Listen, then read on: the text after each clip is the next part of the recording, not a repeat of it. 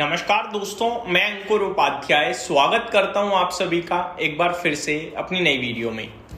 देखो भाई साहब, अगर आप ये सोच रहे हो खरीदूं बेचूं, तो मैं आपको बताना चाहूंगा ये वीडियो आपके मतलब की कम है। लेकिन अगर आपका व्यू है कि भैया मेरे पास तो पैसा पड़ा है और मेरे को लेना है, मेरे को ये बताओ लेना क्या है, तो ये वीडियो सिर्फ और सिर्फ आप ही के लिए है। बाजार में अगर आपके मन में डाउट है कि मार्केट गिरेगा और गिरेगा, मैं गिरावट में लूंगा, मैं तब लूंगा, मैं जब लूंगा, तो फिर आप कभी नहीं ले पाओगे। ये समझ लो, डिसीजन तो लेना पड़ेगा। मैं ये नहीं कह रहा आप कल ही खरीद लो, मैं आपसे ये कह रहा हूं कि आप एक डिसीजन लो। मैं 23,500 पे ले लूंगा, मैं 23,500 से लेना शुरू करूंगा, मैं 23,000 पे लूंगा, मैं 23,000 से लेना शुरू करूंगा। जो मन करता है डिसीजन लो, लेकिन डिसीजन लो और फिर उस डिसीजन को फॉलो करना। मैक्सिमम लोग क्या करते हैं, 23,000 पे खरीदूंगा मैं, तो पहली बात तो 23,000 आएगा नहीं आएगा पता नहीं, 1000 पॉइंट नीचे हो गया। 23,000 इनकेस आ भी गया ना, तो डर का माहौल और बढ़ जाएगा। फिर वही व्यक्ति कहेगा मैं तो भैया 21,000 पे लूंगा। ले भाई, कई काम से अब 21 का वेट करो, ले ही नहीं पाता वो कभी। और फिर एकदम सीधे 1000 पॉइंट किसी दिन ऊपर खोलेगा, फिर कहता यार ले लेता तो सही रहता। तो डिसीजन लो, और डिसीजन ऐसा लेना जो एक्चुअली में आप अपना पाओ। फॉर एग्जाम्पल, मैं 24,000 की निफ्टी पे कह दूं कि 20,000 होगा, मैं तो 20,000 में पैसा लगाऊंगा। भैया 20,000 किसने देखा, हो ना हो, कुछ भी ना हो, तो ऐसा कि मैं लगाऊंगा और बाजार आ सकता है, ठीक है। वरना मैं लगाऊंगा, गिरने पे और लगाऊंगा, गिरने पे और लगाऊंगा, बेस्ट विकल्प है।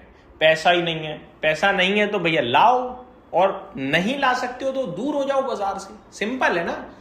मेरे पे 1,000 रुपए हैं, 20,000 पे लगाऊंगा। अरे भाई मत लगाना, 200 आज लगा, 200 फिर लगा, 200 फिर लगा, 200 फिर लगा, हो गए पूरे 1,000 रुपए इस्तेमाल। बढ़िया विकल्प था ना।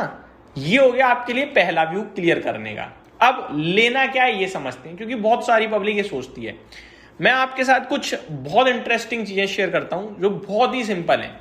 देखो, आप सेफ्टी, अल्ट्रा सेफ्टी और न्यूट्रल सेफ्टी और फिर थोड़ा हाई रिवॉर्ड हाई रिस्क वाला मैटर आता है, ठीक है। तो अल्ट्रा सेफ्टी मेरी नजर में होती है म्यूचुअल फंड। यहां ज्यादा दुख दर्द है ही नहीं। म्यूचुअल फंड में भी अच्छा कैटेगरीज हैं, उसमें मैं आपके साथ जाना चाहूंगा कि भैया आप पूरे बाजार के साथ जाओ, कोई सिलेक्टिव थीमेटिक या फिर सेक्टोरल फंड्स नहीं, मार्केट। तो मेरी तरफ से आपके लिए 2 फंड हैं, एक है कोई भी फ्लेक्सी कैप फंड और एक है कोई भी मल्टी कैप फंड। अब अगर मैं कोई भी हटाकर सिंपल आपके साथ शेयर करूं, तो मल्टी कैप में मेरे को अच्छा लगता है HDFC का मल्टी कैप फंड। कोटक का भी ठीक है, बट HDFC में प्रेफर करूंगा। अगर आप मेरे से पूछो फ्लेक्सी कैप, तो मेरे को फ्लेक्सी कैप में भी HDFC का फ्लेक्सी कैप अच्छा लगता है, और पराग पारेख का भी फ्लेक्सी कैप अच्छा है। इन दो में से किसी में भी आप जा सकते हो। ये हो गया म्यूचुअल फंड में पूरा बाजार कवर करना। अब मल्टी कैप कैसे काम करता है, फ्लेक्सी कैप कैसे काम करता है, ये भी अगर आप जानना चाहते हो तो कमेंट कर दीजिएगा। बाकी मैंने पहले इसके ऊपर बात करी हुई है। ये पूरे मार्केट को कवर करेगा, इतना आप सिंपल समझ लीजिए। अब आते हैं थोड़ी कम सेफ्टी पर, सेफ्टी पूरी अभी भी है भैया। तो ये है इंडेक्स में बाइंग। वैसे तो इंडेक्स के फंड भी हैं, पर मैं कहूंगा डायरेक्ट मार्केट से लो, आपको एट द टाइम खरीदने का मौका मिलेगा। अगर निफ्टी अभी नीचे है 200 पॉइंट, तो अभी खरीद लोगे। म्यूचुअल फंड में पहले आप पैसा डालते हो, ब्रोकर को जाएगा, फिर AMC को जाएगा, फिर AMC एक साथ खरीदेगा, फिर आपके डीमेट में फोलियो में क्रेडिट होंगी NAVs, तो वो 1 से 2 दिन का समय प्रोसेस हो गया। इंडेक्स का गिरा ETF, अभी पैसा डाला अभी खरीद लिया, बात ही खत्म, राइट।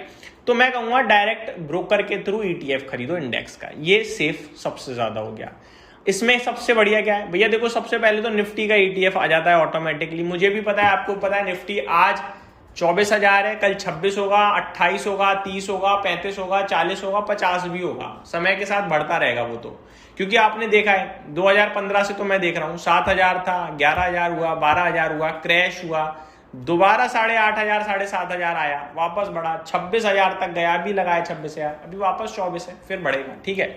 तो निफ्टी का ETF पहला हो गया।